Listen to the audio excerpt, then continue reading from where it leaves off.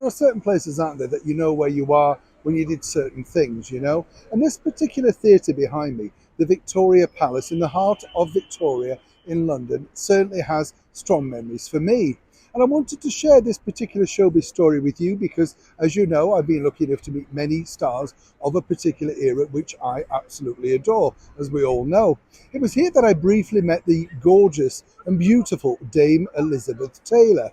But it was actually here also that by very fluke accident, I met a lady that really was sheer class, sheer beauty, and of course part of the brilliant golden age of Hollywood.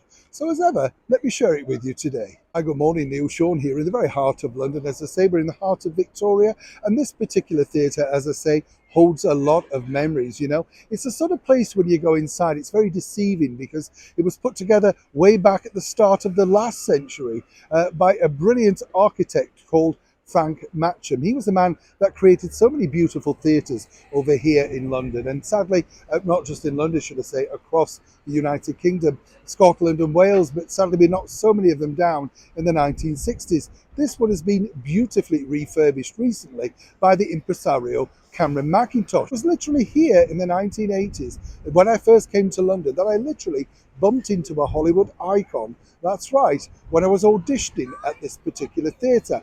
Now, when you go for these auditions, you know, it's not necessarily as glamorous as people may think. And, you know, there's normally this set on from the previous show. So you have to improvise, make do. At that particular time here at this theatre was a brilliant musical called Charlie Girl. It starred many big names, including the English pop star Mark Winter, who I was lucky enough to meet and get to know a few years later. And we reminisced about bumping into each other literally right here. But what's interesting here is, as I say, my audition had finished and I was chatting to the manager and we were just simply having a chat and getting on. And the time had really escalated. So as I'm coming down the back stairs of the stage door, literally I bumped into this lady. Really a lady that truly needs no introduction, a beautiful icon in her own, well, you know, just her own beauty. Sid Charisse, that's right. Couldn't believe it. As I say, when I've met these people, you know, you do sort of become a little bit like, ooh, jelly, because you kind of think, wow, I never thought I would meet you. She was starring, as I say, here at the Victoria Palace in that mega smash musical. She was a vision, literally, in a beautiful beaded ball gown, slim, glamorous, everything you would expect a Hollywood star to be. We had a conversation. She said, how did it go? And we literally just chatted. She had to dash off. And the bottom line was, you know, that I was just left in awe. A couple of days later, I thought I'd come back because I thought, well, I wouldn't mind saying hello and having another chat. And by quick engineering, the manager, who obviously took a bit of a shine, decided to say, well, okay, you know, come back in. That's when I had a lovely chat in the stalls here with a brilliant Sid. And as I said, there's no salacious gossip today. It was simply the things that she told me about working with people. And you have to remember, this is pre-recording, you know, so I literally had my memories to go on. But the things I do remember about her were this. She starred opposite Phil Silvers in Something's Got to Give. And I said, oh, I loved him in Bilko. What was he like, you know? And she said, oh, Phil was marvellous. Absolute darling, she said, as long as you were talking about Phil. And you do kind of laugh at things like that, don't you? Think, oh, okay, right. And of course, she was married to the very brilliant singer Tony Martin. Again, I didn't realize this was that particular gentleman sat next to her in the stalls. He was so debonair, so brilliantly dressed, oozed class, smelt wonderful, you know, this sort of thing. And when she introduced him, I didn't think, oh, this is Tony Martin, Here in My Heart, you know, that big hit record that kicked off everything on the Billboard charts. You're too young, you don't have the internet, and you can't check things out. Don't know everything, do you? That's the beauty about getting a little bit older, isn't it? But as Sid sort of chatted a little bit further, she told me all about being in the brilliant Singing in the Rain opposite the delightful Gene Kelly and Debbie Reynolds. Of course, that particular number caused a sensation because it seemingly was something of a, well, little bit sexy.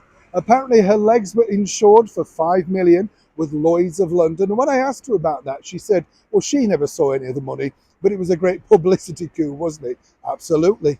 She also spoke about working with the late and gorgeous Marilyn Monroe in her last film, something's got to give. And she said Marilyn was a very delightful creature. But the bottom line was, she said, deeply insecure. According to Sid, who was playing a minor part in the movie, Marilyn, although had not been on set for quite a few weeks, decided that Sid's hair was too light. Now, quite as Sid pointed out, she knew this was a bit of a miracle. But according to her, the producers quickly rinsed it a darker brown because there could only be one blonde on a Marilyn Monroe film. It's just great stuff, isn't it? She, of course, entered into the West End in an absolute spate of glory. This was a huge success for her. I had no idea that she didn't get to Broadway until the early 90s. I just kind of figured she must have already done that. Do you know, by the way, she was one of the very first superstars to put out a workout DVD for the, shall we say, more senior people. And that was a great success because obviously she looked after her body, being a ballet dancer and starting off that way. I asked her what her memories were of the golden age of Hollywood, and she honestly said that she felt she'd been kept sane by her long marriage to the brilliant singer Tony Martin, so she had not seen any of the darker side or the darker elements. But she pointed out that her career in films was truly over, really, with the sort of demise of the big screen musicals, and that's why she decided to become an actress and then a musical theatre star. What she did point out to me, though, was this. Basically, she said, if you want to keep going in show business, it's all about reinvention. You can't be one thing. You truly have to reinvent time and time again, all the while retaining the audience that you've hopefully built up along the way. And it really stuck with me, that particular message, because she didn't need to take time out with this young kid who was just besotted with Hollywood stars. But she did. Nice that she did take the time to stand outside that stage door as she departed. And I was lucky enough to give a kiss on the cheek to the very gorgeous, super talented Cyd Charisse.